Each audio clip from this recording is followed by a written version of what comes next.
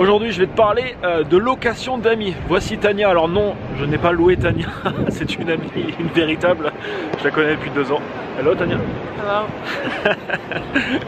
Et pourquoi je vais te parler de ça? Parce qu'il y a des services au Japon de location d'amis. Alors ça peut choquer, ça peut paraître un petit peu bizarre. Personnellement, ça me choque pas trop. Je vais t'en parler dans cette vidéo. Donc il y a plusieurs sociétés qui font ça ici au Japon. Alors c'est pas extrêmement populaire, mais ça fonctionne bien pour eux parce qu'il y a une société qui va ouvrir là, une prochaine antenne d'ailleurs à Osaka. Ils en ont déjà 4 ou 5 dans le pays de justement location d'amis. Il y a un phénomène qui progresse dans le monde actuellement, c'est la solitude. Et apparemment au Japon, ça l'est encore plus qu'autre part. Des villes comme Tokyo, c'est énormément peuplé, il y a près de 30 millions de personnes à Tokyo. Mais au final, les gens, voilà, il y a beaucoup de gens qui sont seuls, très seuls. Et je ne sais pas si tu le sais, mais un des premiers facteurs de dépression dans le monde est relié à la solitude. Pourquoi? C'est clair, si tu passes toute la semaine tout seul, tu vois personne. Forcément, si tu vois un moment quelqu'un, si tu vas, je sais pas, moi, tu sors dehors, tu vas faire un bowling, un billard avec quelqu'un, tu vas t'amuser, tu vas faire un truc, forcément, généralement, tu vas pas te déprimer quand tu es en train de faire ça. Et la solitude, c'est quelque chose qui gagne du terrain, comme je te le disais, qui fait déprimer beaucoup de personnes. Et ça se comprend tout à fait parce que c'est un truc qui est pas facile à gérer du tout. Alors, je pense que dans le monde, dans les prochaines années, il y a beaucoup de services qui vont se lancer pour contrer ce phénomène. Il faut savoir qu'ici, voilà, ça fait longtemps que ça existe. Alors, il n'y a pas du tout de connotation sexuelle derrière, c'est pas un service d'escorting ou rien du tout, non, c'est vraiment, tu loues une sorte d'ami, c'est pas un véritable ami. Alors bien sûr, c'est mieux de sortir avec un vrai ami, bien entendu. Mais je veux dire, aujourd'hui, il faut bien se dire qu'il y a des gens qui arrivent par exemple dans une ville et qui connaissent personne. Il y a des personnes également où leurs amis sont pas disponibles, où ils en ont très peu et puis ils sont pas disponibles là. Il y a autre chose aussi, c'est qu'il y a des personnes, ils ont des amis, ils en ont un peu, mais ils n'ont pas de confident. Un confident pour moi, c'est quelqu'un avec qui tu peux parler de tout, tu peux tout dire, absolument tout. Tu peux lui parler de... Il n'y a pas de tabou, il n'y a pas de fil, tu lui parles de tout. Au final, moi j'ai pas mal d'amis aujourd'hui, mais des confidents, j'en ai 1 ou 2. Et heureusement, tu vois, que j'ai ces personnes dans ma vie, parce que ça m'a énormément aidé de pouvoir parler de tout, vraiment tout, quoi. Pas de tabou, pas de fil, rien. Et ça, c'est vraiment, je pense, important à avoir. Alors, le service que j'ai vu de location d'amis ici, je m'y intéresse beaucoup. Pourquoi? Parce que je suis en train de réfléchir actuellement avec mon équipe, on réfléchit à une application. Ce sera pas de la location d'amis, mais ça se rapproche de ça parce que c'est quelque chose, moi personnellement, qui me tient à cœur. Et je pense que, comme je te dis, il y a vraiment un truc à faire avec ça à mon avis. Et dans les prochaines années, il y a des services qui vont sortir parce que la solitude, voilà, c'est un truc qui gagne énormément de terrain. Et il va falloir trouver des services un peu pour apporter de la valeur ajoutée, enfin apporter en tout cas des sortes de solutions entre guillemets à ce problème, si on peut appeler ça un problème. Donc moi je suis en train de faire plein de recherches actuellement sur le sujet, je rapatrie le maximum, je te l'ai dit, quand tu veux lancer quelque chose, rapatrie le maximum d'informations que tu peux sur tout ce qui a été lancé. Il y a un site qui s'appelle Rent a Friend par exemple, il y a près de 600 000 inscrits dessus. Enfin voilà, j'ai pas rapatrié pas mal de données et il y a une donnée qui m'a limite choqué. C'est une association en France qui s'appelle SOS Amitié. Alors il y a plusieurs types de personnes qui appellent cette association. Il y a des gens qui sont en dépression, il y a des gens qui ont juste besoin d'un confident entre guillemets et de parler. Il y a des gens, il y a différentes choses. Mais SOS Amitié l'année dernière, il me semble c'est en 2016 ou 2017, ils ont reçu 600 000 appels. 600 000 appels.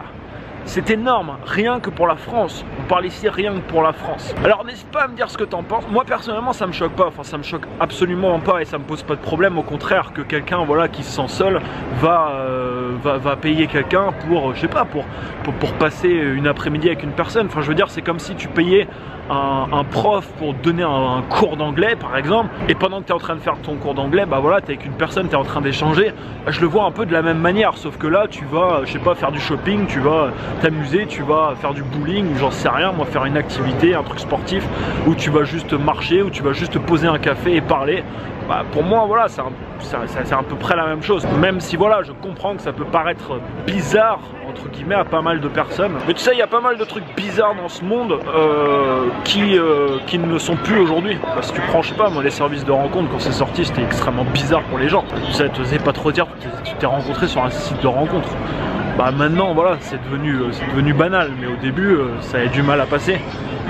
vraiment même beaucoup de mal. Tu sais, je t'ai souvent parlé du bonheur et il y a des choses qui sont propres à toi. Il y a des choses qui vont te rendre heureux, qui vont pas me rendre heureux moi et vice versa. Il y a des choses qui sont propres à chacun. Parce que j'ai pas les mêmes objectifs que toi, donc quand je fais des choses, je m'accomplis pas, on va dire, de la même façon que toi, et voilà, on est tous différents à ce niveau. Mais il y a des choses qui sont universelles. Il y a des choses qui sont universelles.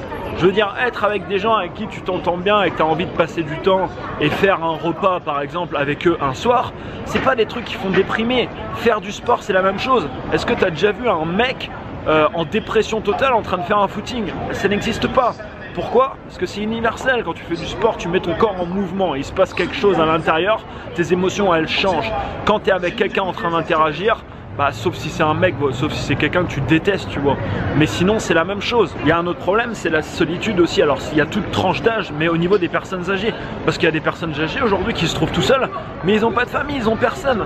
Et du coup, ils sont, bah voilà, ils sont tout seuls. C'est des gens, au final, qui vivent la fin de leur vie et qui sont pas généralement très épanouis s'ils la passent tout seuls. Et bah, c'est pareil ici. Je pense qu'il y a des choses à faire et je fais le pari personnellement qu'il y aura beaucoup de services qui vont se créer dans les prochaines années pour contrer le problème. Parce qu'il est en train de s'amplifier dans le monde entier. Et tu vois, c'est un peu bizarre dans les villes comme ça, tu vois, il y a du monde partout, la population augmente, tu vois, il y a du monde partout, mais en fait le truc c'est qu'on n'ose plus trop se parler entre nous, on parle sur notre écran, tu vois.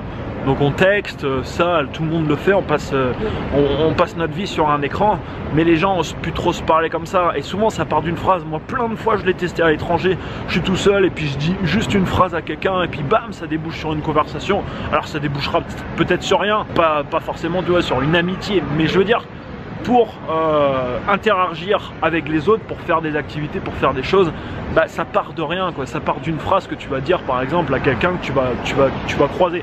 Il faut aussi faire l'effort de le faire, parce que je veux dire, si plus personne fait l'effort de parler aux autres et qu'on parle juste sur un putain d'écran, bah, malheureusement c'est un phénomène oui, qui va bien s'amplifier, et je pense que de toute manière ça va s'amplifier parce que c'est un peu on va dire que c'est un peu parti comme ça quoi. Voilà, donc n'hésite pas à me dire ce que t'en penses, dis-moi si ça te choque un service de location d'amis, dis-moi si c'est quelque chose que tu pourras utiliser, pourquoi pas. Je te donnerai des infos là-dessus si un jour, on sait jamais, je sors un service dans ce sens là. Mets-moi un énorme pouce, abonne-toi à la chaîne, c'est pas encore fait. Je pars à Miami demain, je te souhaite une excellente fin de journée. Ciao ciao.